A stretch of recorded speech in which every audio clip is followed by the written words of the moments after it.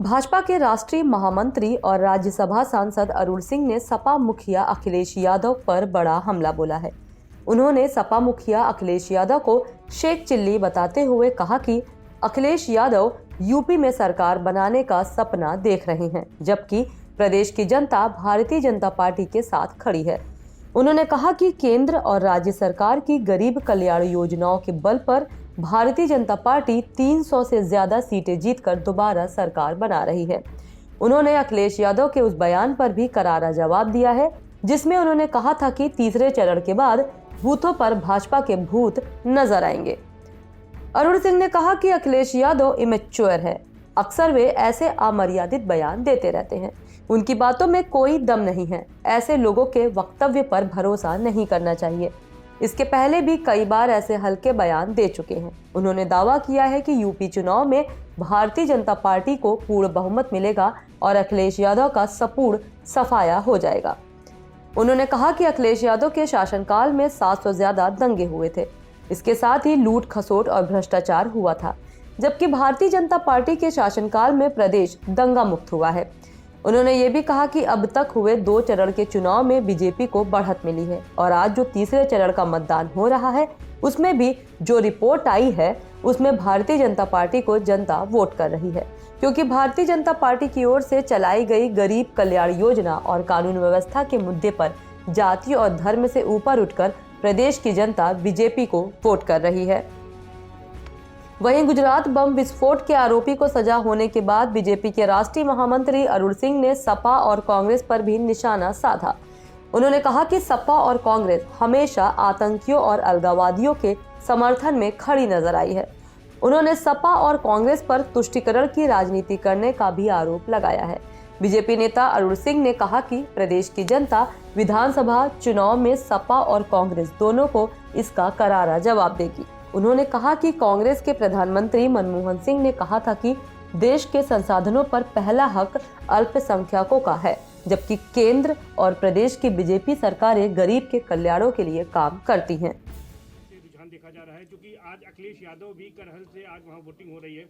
Yadav land कही जाती है, क्या स्थिति रहेगी? कोई भी जाकर के देखे, जिस प्रकार से जो गरीब हैं, किसान हैं, वह भारतीय जनता पार्टी के पक्ष में समर्थन दे रहे हैं, वोट दे रहे हैं। किसी भी बूथ पे जाकर के कोई देख सकता है।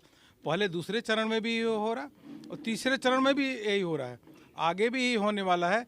जो मोदी योगी जी ने गरीबों की चिंता की और गरीब आभार व्यक्त करने के लिए, जिन गरीबों को अनाज मिला, आयुष्मान भारत की सुविधा मिली, उज्ज्वला गैस कनेक्शन मिला, उनको आवास मिला और नल से जल की व्यवस्था हो रही है, महिलाओं के अकाउंट में पैसा गया, तो वह सारे के सारे जो हमारे गरीब हो, किसान हैं, युवा हैं, महिला है और पिछड़े हैं, वो एससी वर्ग के लोग हैं, एसटी वर्ग के लोग हैं, सब मिल कर के पूरा का पूरा गरीब और किसान आज मोदी योगी के साथ है। और मैं ये दावे के साथ कर सकता हूँ कि 300 से अधिक सीट भारतीय जनता पार्टी जीतने वाली है। बूथ पे जाके कोई भी देख सकता है। कौन सा मुद्दा है आपका जो विकास का आपने बताया, क्या मॉडल है? गरीब कल्याण, गरीब के लिए जितना काम अभी हुआ है मोदी योगी जी के नेतृत्व में, वह अद्भुत कार्य हुआ है।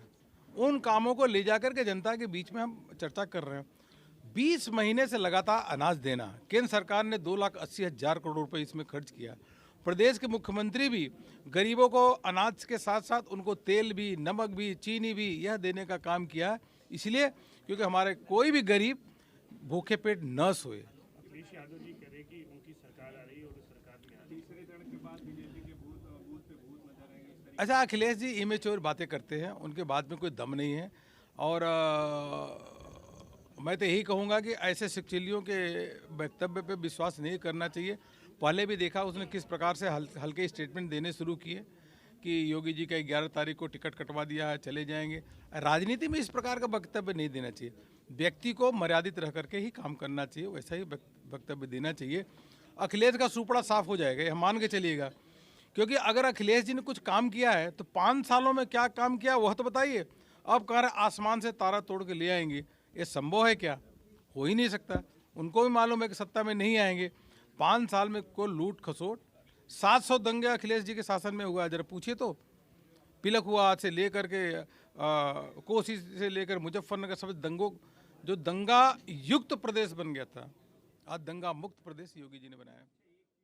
कहना कि धमकाया जा नहीं, देखिए कुल मिलाकर के 2000 करोड़ रुपए से अधिक भूमाफियाओं की संपत्ति जब्त हुई है। बहुत सारे लोग समाजवादी पार्टी की इस ख्वाब देख रहे हैं कि सरकार उनकी बनेगी तो फिर वो अपना माफियागिरी और गुंडागर्दी शुरू करेंगे। बुलडोजर जो है माफियागिरी की सोच पे चलता है, गुंडागर्दी की सोच पे चलता है।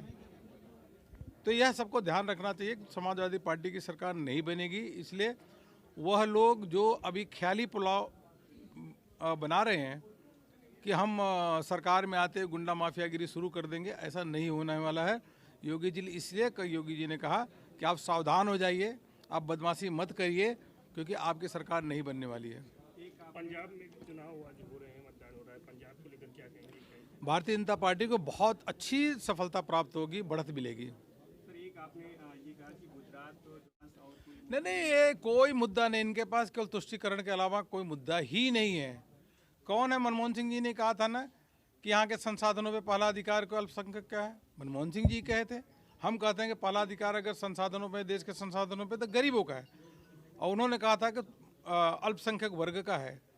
और यह कांग्रेस की सरकार, कांग्रेस के लोग, समाजवादी पार्टी के लोग हिजाब जैसे मुद्दों का अपना समर्थन करते रहते हैं। जब भी कोई भी देश की तोड़ने की बात आती है तो उस तोड़ने के साथ अगर कोई खड़ा होता है तो देखिए कौन, कांग्रेस के लोग, समाजवादी पार्टी के लोग खड़े हो जाते हैं। इसलिए आश्चर्य होता है। चैनल को देखने के लिए लाइक करें, सब्सक्राइब करें और बेल आइकन दबाना ना भूलें।